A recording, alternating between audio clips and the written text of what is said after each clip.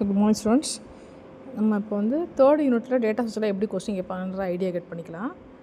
Third யூனிட்டில் பார்த்தா நான் இது வரைக்கும் பார்த்ததில் ஸ்டாக் தான் அதிகமாக கேட்டிருக்காங்க. ஸ்டாக் டாப்பிக்கை வந்து நம்ம எப்படி படித்து வச்சுக்கணுன்னா, ஸ்டாக்னால் என்ன, அதில் வந்து எப்படி அந்த ஷேப் இருக்கும், உள்ளே வந்து ஒரு வழியாக தான் உள்ளே வர முடியும், ஒரு வழியாக தான் வெளியில் போக முடியும் அப்படின்றது.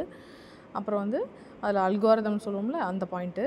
அதுக்கப்புறம் வந்து அதில் ஆப்ரேஷன்ஸ் வருமா, எப்படி ஸ்டாக்கில் வந்து ஒரு டேட்டா வந்து இன்சர்ட் பண்ணுறது எப்படி, டெலீட் பண்ணுறது எப்படி, சர்ச் பண்ணுறது எப்படி, அப்படிலாம் ஒரு ஆப்ஷன் வரும்ல அந்த கான்செப்ட்டு. புஷ் பாப் ஆப்ரேஷன் அந்த இதை தான் சொல்ல வரேன், அந்த பாயிண்ட்டு.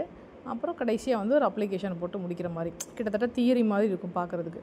ஏதாவது 1-2 இடத்துல மட்டும் குட்டி குட்டியாக அந்த சூடோ கோடு மாதிரி சின்னதாக ப்ரோக்ராம் மட்டும் குட்டி குட்டியாக எழுதிட்டா போதும். இது எல்லாமே நம்ம லேப் எக்ஸ்பெரிமெண்ட்ஸில் செஞ்சுருப்போம். ஸோ இப்போ லேப் எக்ஸ்பெரிமெண்ட்ஸ் ப்ரோக்ராமை அப்படியே திருப்பி படித்தா போதும். அதில் உள்ள பாயிண்ட்ஸை தூக்கி அந்த புஷ் ஆப்ரேஷனுக்கு ஸ்டெப் எப்படி இருக்கும் அந்த லைனை மட்டும், அந்த 4 லைனை மட்டும் அந்த இடத்துல எழுதுனா போதும். ஃபுல் ப்ரோக்ராம் எழுதணும் அவசியம் இல்லை.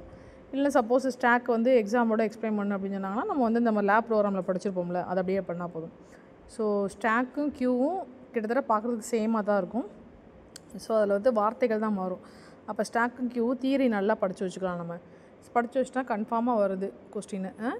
அப்படி இல்லை அப்படின்னா நமக்கு வந்து டபுள்யூ லிங்க் லிஸ்ட் வந்து அதிகமாக கேட்டிருக்காங்க.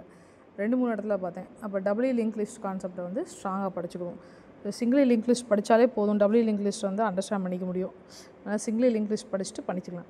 அப்புறம் ஒரே ஒரு கொஸ்டின் பேப்பரில் மட்டும் நார்மல் கான்செப்டாக ஒரு ஏடிடி மட்டும் கேட்டிருக்காங்க.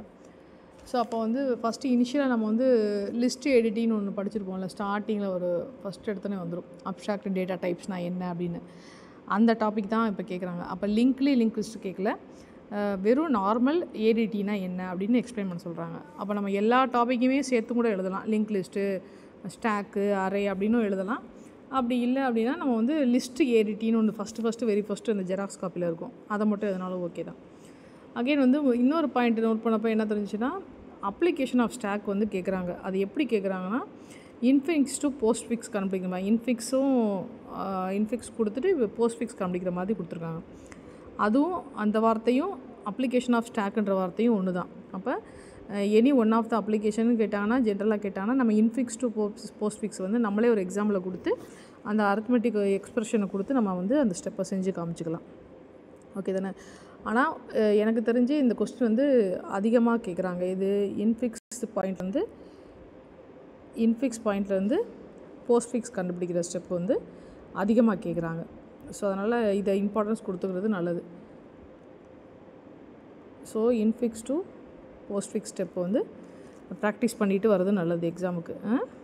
அதில் வந்து நிறைய வெரைட்டி இருக்குது. இன்ஃபிக்ஸ் கொடுத்து போஸ்ட் ஃபிக்ஸ் கண்டுபிடிக்கிறது, இன்ஃபிக்ஸ் கொடுத்து ப்ரீஃபிக்ஸ் கண்டுபிடிக்கிறது, இல்லை ரிவர்ஸில் போஸ்ட் ஃபிக்ஸ் கொடுத்தாங்கன்னா இன்ஃபிக்ஸ் கண்டுபிடிக்கிறது, அந்த மாதிரி இருக்குது. அதனால் நம்ம வந்து இதை பண்ண முடியும். ஸோ இப்போ வந்து இதில் வந்து முக்கியமாக ரொம்ப நிறைய கொஸ்டின்ஸ் தான் சொல்லலை.